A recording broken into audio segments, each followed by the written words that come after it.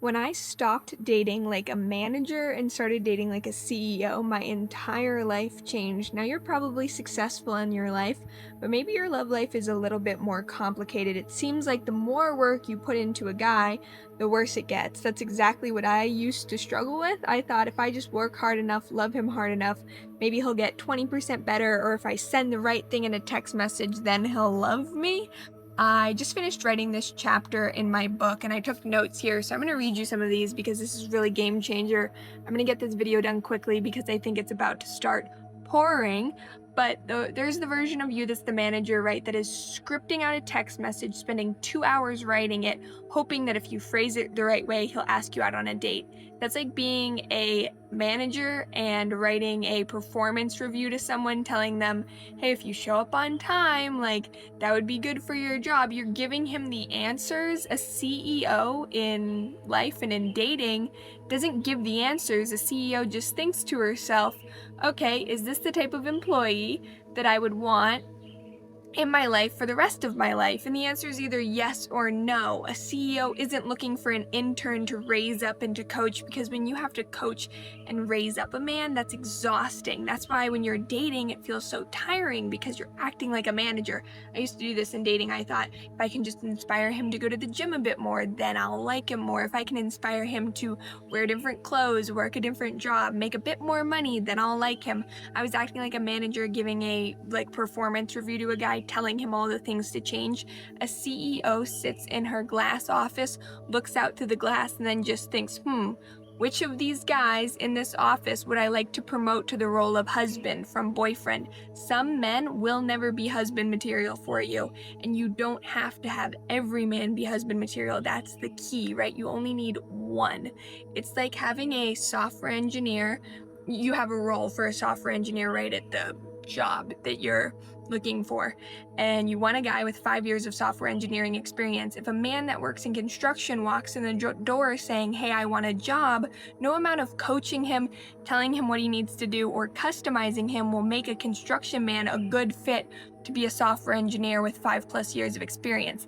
That's the same thing with some men. Some men will only ever be your boyfriend, and no amount of coaching or managing will make him husband material. And that's not a you issue. You're not a bad manager. You're not a bad CEO for not being able to coach him.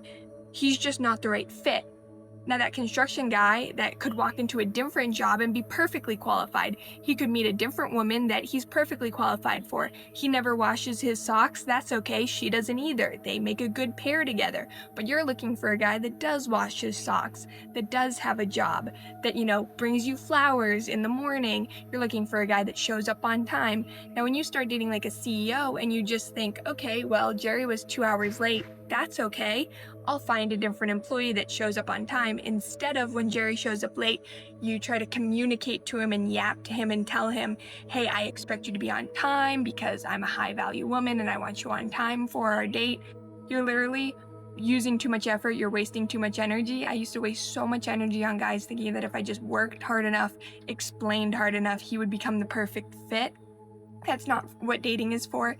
Dating is for collecting data, and some men just aren't the right fit, and he never will be the right fit. Some men are pretty good at their job, but you just want them to be 20% more of a hard worker. And honestly, I used to date a lot of guys that were pretty good, but if they were just 20% better, maybe then I'd really like them. But again, the power dynamic's completely off because you have an undertrained person that is going to require a lot of training to meet your standards. And we're not looking for a guy that just meets our standards. You need a guy that exceeds your standards, because life, when you add kids and crazy bills, it just gets harder and easier. I think life is like a triangle, and at the bottom of the triangle you have less variety, less highs and less lows. But as life goes on, you have more highs and more lows, and you want a guy that exceeds your expectations, because you're going to go through many trials in life, or you're going to go through crazy things that happen in life, and you want a guy there that actually exceeds those standards. So that guy you're on a date with now, or that guy that's lower than your standards but just 5%,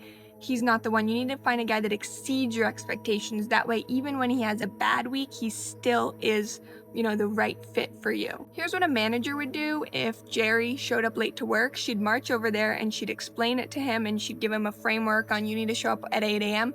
A CEO would just notice, hey, Jerry's late again, and jot that down, treat that like data, write it down and think, okay, that's good, more data about Jerry. When Jerry shows up late 3 times in a row, it's no longer a coincidence and it's a pattern, and then she thinks, Jerry isn't the type of guy that shows up on time, and that's just who Jerry is, and that's okay, but Jerry's not gonna be working here any longer, and you can fire, aka break up with Jerry.